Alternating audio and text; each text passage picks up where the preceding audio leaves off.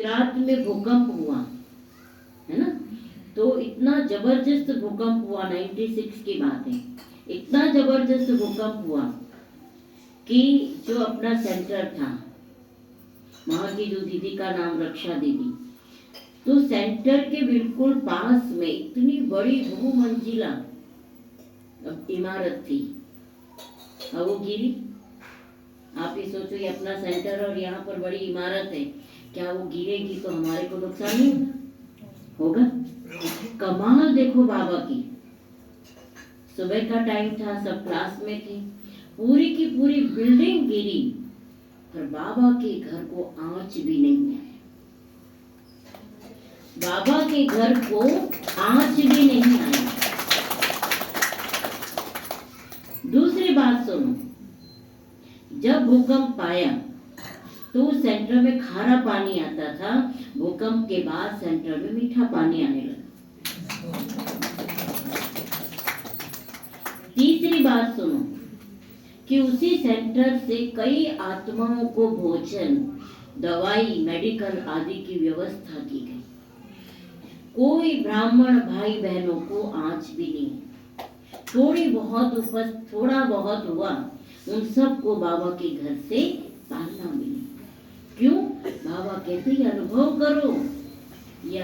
करो कि भगवान का हाथ मेरे सिर पर है। ये बार बार अपने सब कॉन्शियस माइंड में बिठा दो। कोई भी आए तो, जैसे कहते हैं कोई ऋषि मुनि आते थे तो हाथ रखते थे तो उनके दुख दर्द दूर हो जाते थे। ऐसी हमारी स्थिति बनाओ, ऐसी स्थिति बनाओ।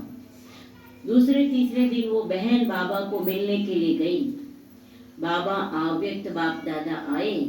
अव्यक्त बाप दादा ने कहा, बच्ची धरती हिली, भूकंप आया, धरती हिली, संसार हिला, बच्ची तुम तो नहीं हिली ना,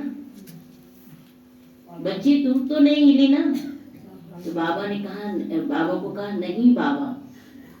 तो बाबा ने क्या बोला पता है? बाबा ने कहा, बच्ची तुम कैसे हिलोगी, तुम तो 1000 भुजा वाले बाबा की भुजाओं में समाई हुई।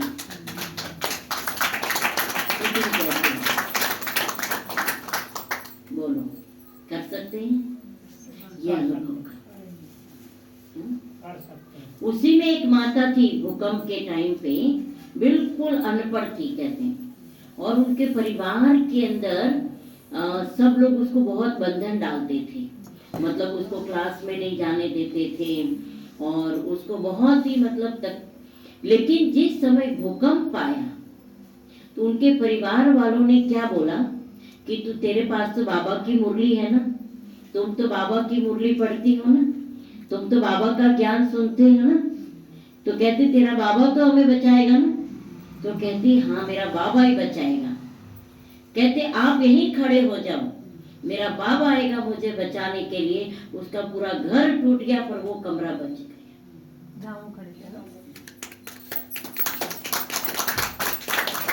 तो ये है बाबा का कमाल कि बाबा कैसे कैसे अनुभव करा।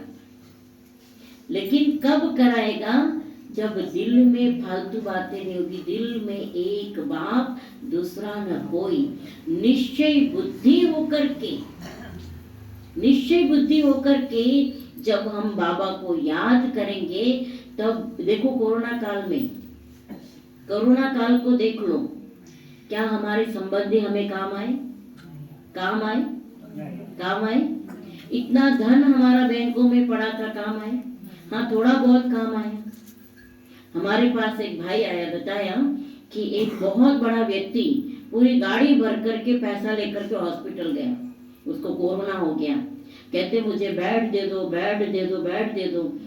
वो कहता है ये सारे पैसे रख लो, मेरे को एक बेड। उन्होंने कहा अगर तुम्हें लेना है तो यहाँ के हॉस्पिटल की गैलरी में पड़े रहो। पैसा भी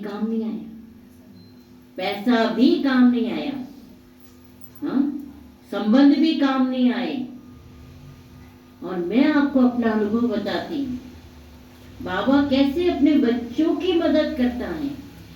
कोरोना काल में सबकी नौकरियां चली गई, बिजनेस चले गए, काम धंधे चले गए, कितने लोग मर गए। लेकिन कोरोना काल में मैं कहती हूँ बाबा के घर को सबसे ज्यादा मदद भाई बहनों ने करी कि नहीं करी? आप लोगों ने करी कि नहीं करी? ये मेरा अनुभव है। आज महीने की सेवा जो नहीं देते थे वो 6 महीने पूरे दी थी सबने। करी थी कि नहीं करी? हाँ दीदी, कोई कमी हो तो आप हमें बता देना। हाँ? कोई चाहे हमारी एक बहन हॉस्पिटल चली गई, इतना खर्चा, अब हम सोच रहे कि भाई बहन तो कोई आए नहीं है यहाँ पे, अब कैसे करेंगे? तो भी बाबा ने, क्योंकि सावल सा परमात्मा हम सबकी हुंडी भरने वाला है। लेकिन तब सावल सा हुंडी भरेगा, तब भरेगा जब हम दिल से बाबा के लिए करेंगे। बाबा के लिए करेंगे तो बाबा कहते मैं बंधाई मान, मैं करने के लिए तैयार हूं।